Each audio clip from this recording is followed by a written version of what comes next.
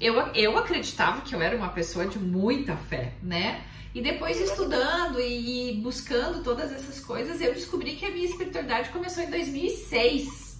Então lá se vão 14 anos de um processo de estudo e desenvolvimento da espiritualidade. Só que o que aconteceu comigo foi espiritual.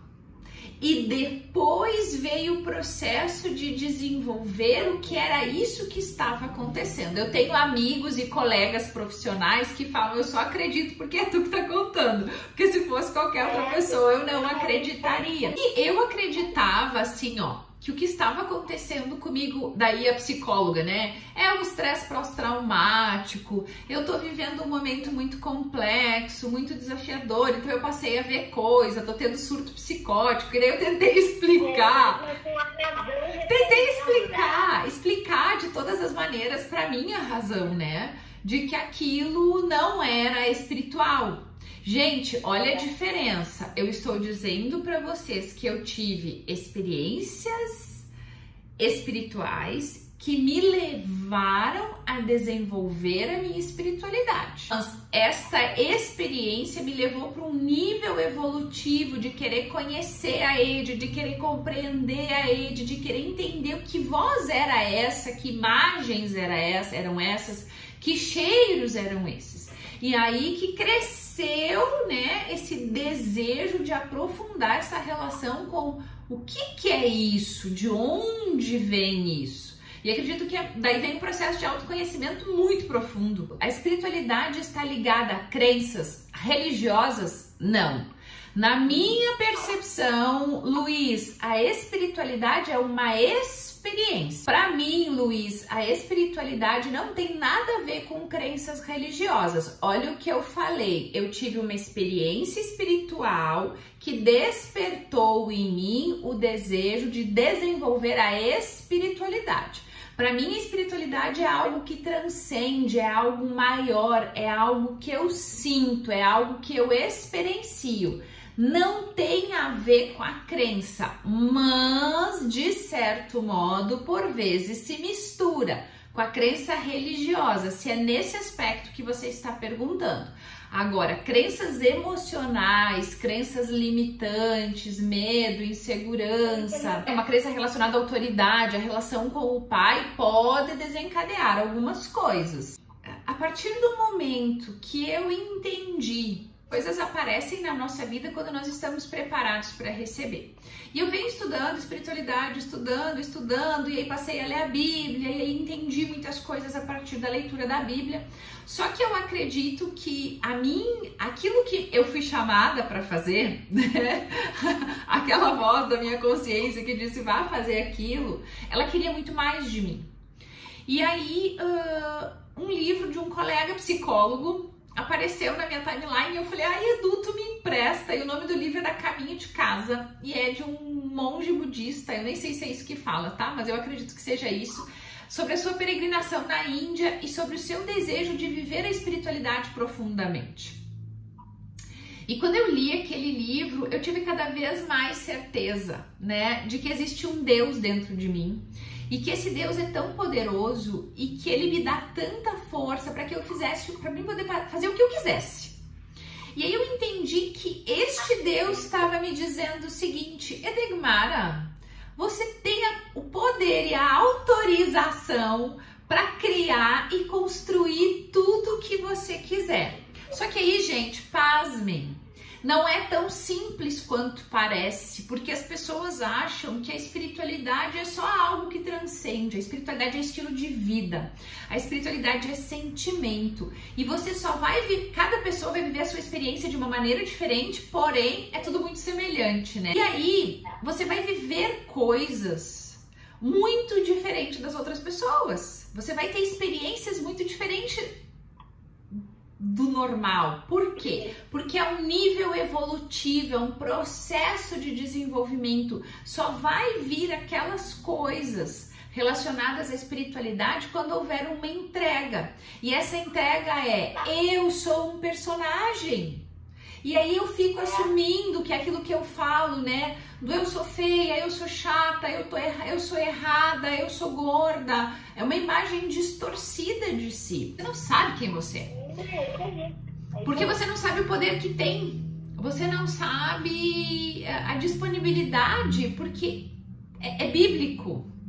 Você é a imagem e semelhança do Pai. Quem é este Pai, gente? Precisa de interpretação, e interpretar a Bíblia, que é um símbolo religioso e é um dos livros mais vendidos, mais antigos e mais complexos, né, da interpretação, exige esforço. Então muitas pessoas não querem despertar, não querem evoluir porque exige dedicação. Porque uma vez, né, até pouco tempo atrás, nós víamos as igrejas lotadas. E agora as pessoas estão sendo convidadas a visitar o seu templo. Não mais um templo que é fora, e sim um templo que é dentro, né? Que tá aqui. Então a igreja passou a ter uma nova conotação. A igreja está dentro de você. Ir para a igreja é um ato simbólico, é um ritual humano de uma conexão com algo. Então, olha o que nós estamos falando aqui.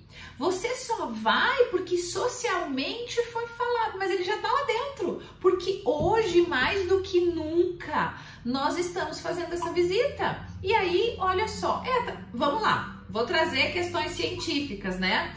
A meditação, como era algo ancestral e não tinha nenhum cunho científico, se transformou em mindfulness, atenção plena, né? E aí eu posso falar sobre ela porque a psicologia aprova. Então, o mindfulness é a atenção plena. Eu tô tomando água e eu me conecto com a água. Eu estou aqui com você e a minha mente está completamente em você. Ela não está preocupada o que vai acontecer depois da live, porque depois da live eu vou viver depois da live.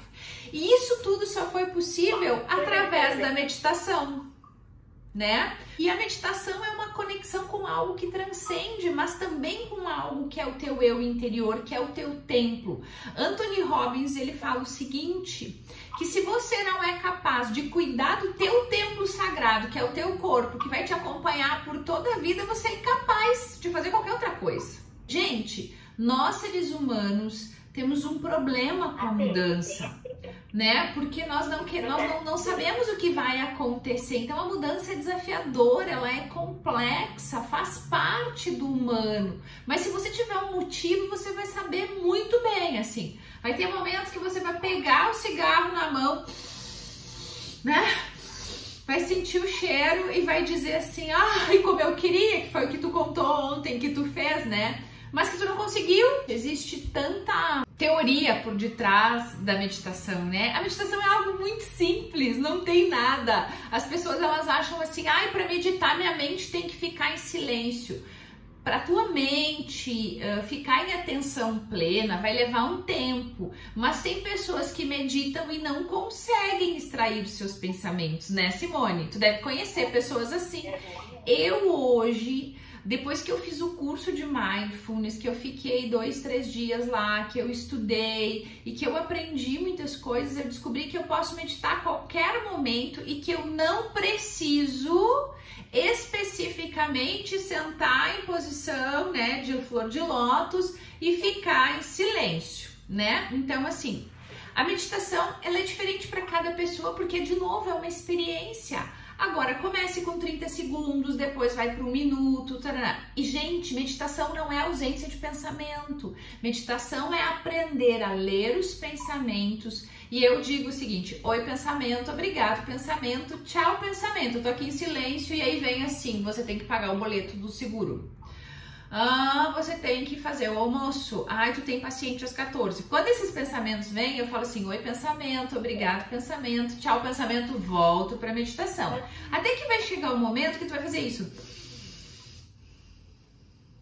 E a tua mente vai se esvaziar, mas isso é como a Joana tá falando, é a habilidade.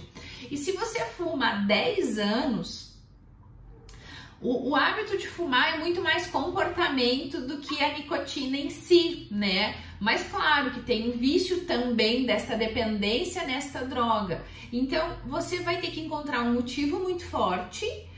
E outra coisa, compreender. Gente, as pessoas vão lá e tomam medicamento para ansiedade. Isso não resolve a ansiedade. Resolve só a sensação da agitação, da palpitação, da correria. O que trata a ansiedade é compreender o que está por detrás da ansiedade. Então, eu nunca trato um paciente assim, ó. Aí eu sou ansioso. Tá. Como é que você se sente ansioso? Ai, minha mão treme, sua, eu fico com a boca seca, meu coração parece que vai sair pela boca, né? Eu fico com dor de cabeça. Tá, beleza. Então essas são as reações fisiológicas que você tem em relação à ansiedade. Mas agora eu quero saber, em que momento você está ansiosa? Quem é você, Simone, que tem sintomas de ansiedade? E aí eu começo a trabalhar a pessoa e não a ansiedade. O que eu vejo por aí são muitos profissionais trabalhando a ansiedade. E não é ansiedade. A ansiedade é uma reação a determinadas emoções que você não aprendeu a lidar sozinha e teu corpo precisa se proteger. Uma falsa ideia, né? Então, olhem o quão é interessante quando você compreende o que está por detrás. A ansiedade vai embora. Eu sou uma pessoa que tem momentos onde a ansiedade ela entra num pico altíssimo. Só que como eu me descobri lá no processo de autoconhecimento, eu hoje tenho ansiedade como uma aliada. Então eu tenho uma capacidade produtiva fora do padrão convencional. É fora. Por exemplo, eu consigo trabalhar o dia inteiro e fazer 8 lives numa semana e gravar vídeos pro meu curso e escrever texto e conversar com as pessoas e cozinhar em casa e lavar roupa e passar aspirador e fazer maquiagem e pintar o cabelo e ir pra academia, né? Então, assim, a ansiedade hoje, ela é positiva, ela não é mais danosa. Consigo meditar também, fazer yoga também, então assim, olha que legal. Só que todo mundo olha pra ansiedade como algo ruim e não é totalmente ruim, ela pode ser super positiva, desde que você aprenda a usar ela a teu favor, você compreenda, porque a ansiedade é uma dor, é algo desconfortável, né? Então eu só preciso aprender a lidar com ela, e aí ela pode evoluir para um pânico, para uma agorafobia, para outras questões que aí não cabe no nosso assunto de hoje.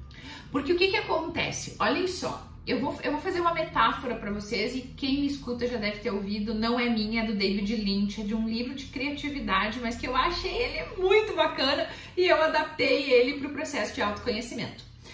É muito fácil ficar na superfície. Na superfície tem os peixinhos meio sem graça, sem gosto, mas se eu quiser fazer um mergulho profundo para entender as causas, entender o que está por detrás, eu vou ter que descer mar abaixo, rio abaixo. E eu vou ter que ir lá embaixo, mergulhar, mexer naquela terra, mexer na areia, e lá eu vou encontrar preciosidades, animais que não sobem à superfície. Ou seja, né, no meu processo, da minha história, não está na superfície, não está no nosso nível consciente. E aí, só que dói, né? Dá trabalho, é desconfortável fazer esse garimpo. Tem uma pessoa que está assistindo a live, se ela está ainda aí, se ela quiser se manifestar, beleza. Eu vou dar um exemplo para vocês de como isso acontece. Eu atendi ela veio com um histórico de 16 anos de crises bulímicas. Eu já contei isso também, mas eu vou repetir. 16 anos de crise bulímicas, vomitando praticamente todos os dias. Ela chegou pra mim, eu sou bulímica assim, assada, eu vomito 25 vezes no mês. Eu falei, bota tudo fora, esquece isso aí, que não é isso que nós vamos entender. Na primeira sessão, ela me trouxe um dado e deste dado nós conseguimos compreender que quando ela tinha um conflito com a autoridade, o vômito vinha. E aí nós fomos lá na casa dela entender qual era a relação da comida dela com a comida, a relação da família com a comida, a relação dela com o pai dela. E aí, pasmem, em 6 meses ela não tinha mais crises bulímicas, só que ela passou dos 16 aos 32 vivendo com uma patologia extremamente complexa. Por quê? Porque eu vou no profissional que olha para a bulimia e não olha para o ser humano que está sentado na poltrona, que tem uma história, que está dizendo, pelo amor de Deus, eu não tenho mais dentes na boca, porque eles estão corroídos pelo ácido gástrico provocado pelo vômito. Sabe, gente, assim, ó, eu atendi há uns 15 dias atrás, eu tô atendendo a pessoa, que ela ficou 4 meses esperando que o profissional olhasse pra ela e falou assim, olha, não tem um horário pra te atender. Meu, onde é que já se viu? Atende à meia-noite, de madrugada, tem um ser humano dizendo que quer o teu trabalho, que precisa, que tá sofrendo e você tá fazendo gracinha? Não pode ser verdade, né? Então, assim, a Ed fica indignada mesmo porque eu atendo de meio-dia, eu como meu almoço, né? Então, assim, eu pulo meu almoço, vou almoçar a hora que dá, porque eu não posso deixar as pessoas em sofrimento, pessoas que me solicitam. Então, pare de olhar para o sintoma e vá lá na raiz, lá na causa, que às vezes está no vô, na avó, no bisavó, que tá lá na mãe, no pai, num filho que foi abortado, num irmão que foi abortado, num irmão que nasceu natimorto, num irmãozinho que morreu 2, 3 meses. Gente, assim, ó, são coisas tão incríveis, porque eu fui no parque sábado, fiquei lá quietinha, deitada numa toalha, né, assistindo uma série que eu tô assistindo lá no parque, assim. Aí chegou uma gravidinha caminhando, sem máscara, e olha, eu tô de 40 semanas, e olha só, daí ela me contou toda uma história.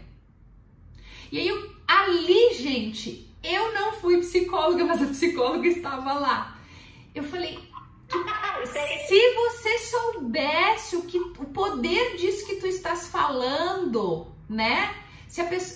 Ela falava assim, essa preguiçosa não vem. Eu disse, ai, não faz isso, pelo amor de Deus, essa criança não merece ouvir isso na barriga, né? Mas eu tô dando um exemplo para vocês de como as pessoas não têm consciência do porquê ela tá fazendo aquilo.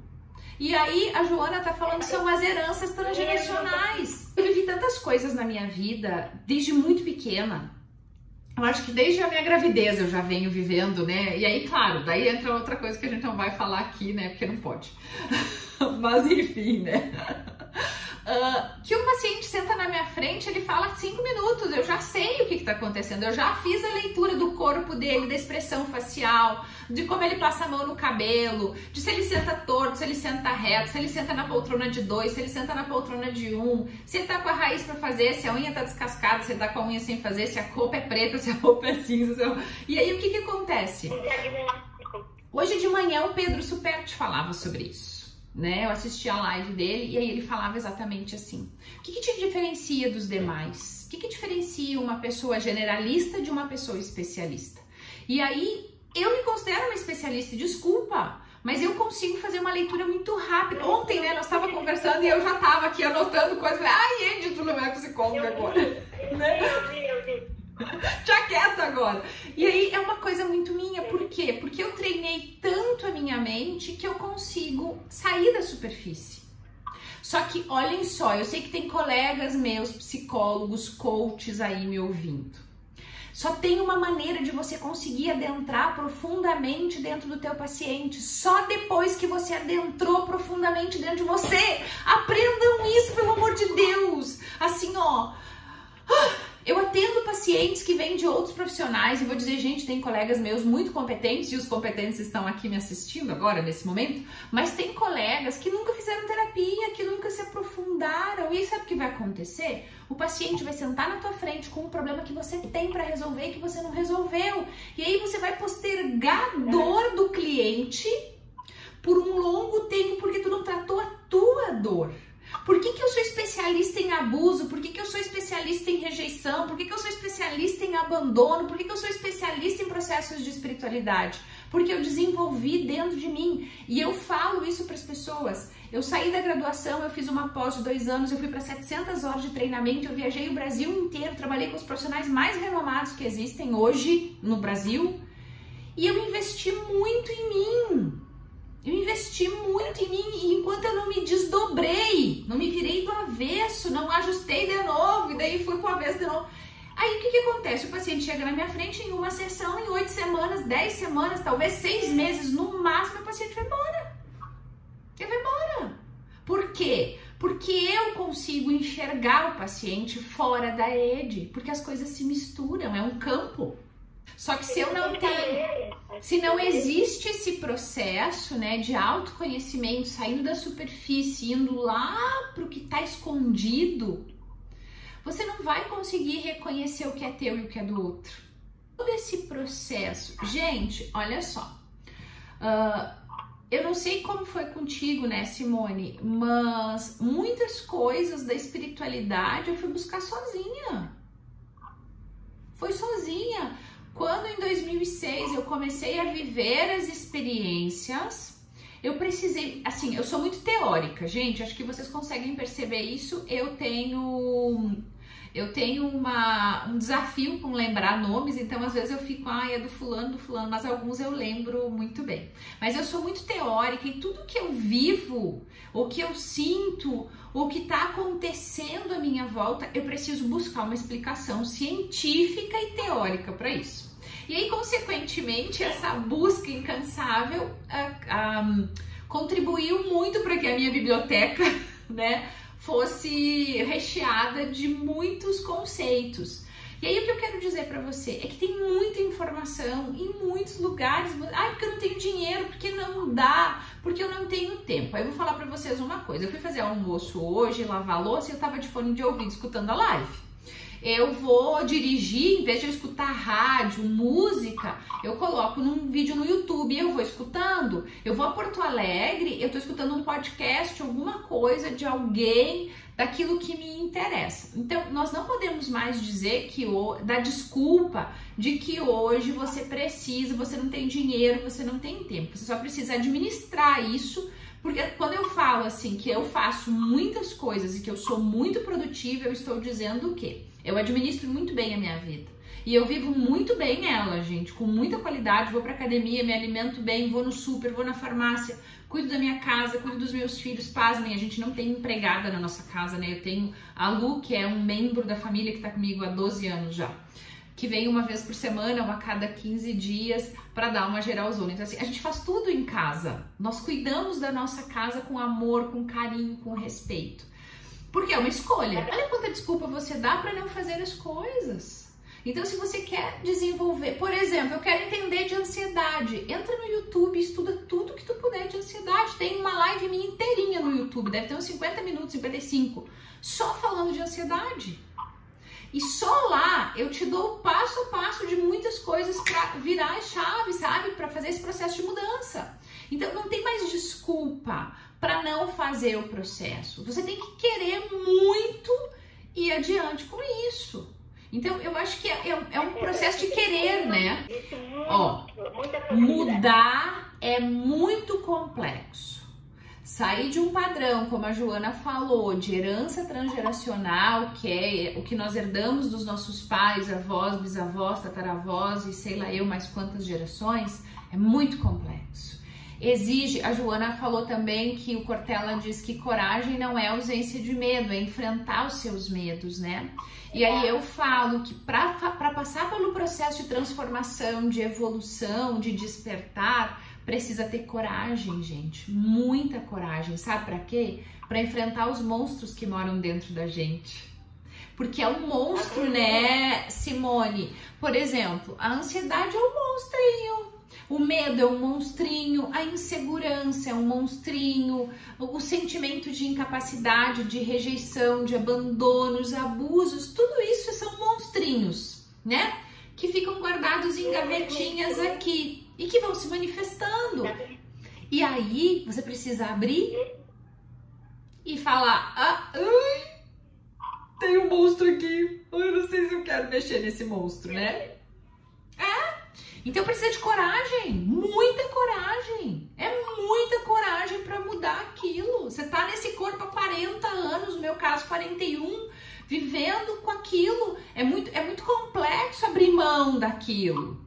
Porque eu costumo dizer, né, que a mudança eu tô aqui desse lado do muro e aí tem um muro aqui na minha frente, gigante. Eu não sei o que tem lá do outro lado. Eu não sei o que eu vou encontrar lá. A mudança é isso. Eu só sei que vai ser diferente, mas o que vai ser diferente? E o novo, ele amedronta, ele assusta, apavora. A vida funciona em harmonia quando estamos em equilíbrio com os sistemas. E aí, para cada pessoa, o sistema tem um significado.